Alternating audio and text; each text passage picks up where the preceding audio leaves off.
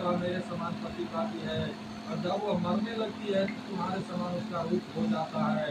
इसे सब प्रकार के संसारी भोग और शारीरिक मुक्ति मिल जाती है।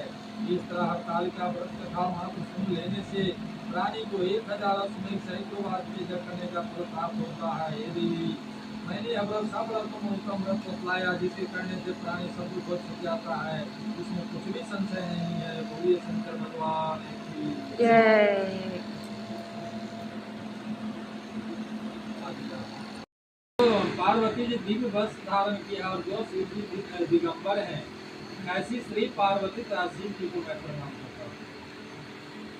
रमणी कैलाश पर्वत के शिखर पर बैठी हुई श्री पार्वती जी कहती है कि हे महेश्वर, हमें कोई गुप्त व्रत पूजन बताइए जो सब धर्मों में सरल हो, जिसे परिश्रम भी कम करना पड़े लेकिन फल अधिक मिले। हे नाथ, यदि आप मुझ पर प्रसन्न हो तो बताइए, यह विधान बताइए। हे प्रभु, किस तप व्रत या दान से आदि मध्य अंत रहित आप जैसे महाप्रभु हमें प्राप्त हुएंगे।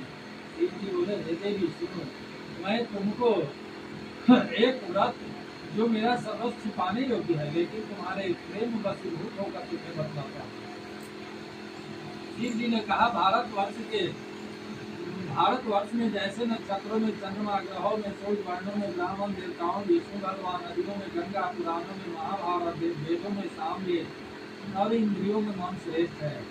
पुराणों और वेदों तथा वेदों का सर्वस्व जिस तरह कहा गया है, मैं तुम्हें प्राचीन व्रत बताऊं। जी ने कहा, हे पर्वतराज सुनो, मैं भगवान विष्णु का भेजा हुआ आपके पास आया हूँ। आपको चाहिए कि यह योग्य रत्न कन्या किसी योग्य वर को दे। भगवान विष्णु के समान योग्य वर ब्रह्मा, इंद्र, शिव इसमें कोई नहीं है, इसलिए मैं यही कहूँगा कि आप अपनी कन्या विष्णु भगवान को देंगे। भीमपाल ने कहा, भगवान विष्णु स्वयं मेरी कन्या ले रहे हैं और आप यह संदेश लेकर आए हैं, तो मैं अपनी कन्या उन्हीं को दूंगा। भीमपाल की इतनी बात सुनकर मुनिराज नारद आकाश में विलीन हो गए। पीताम्बर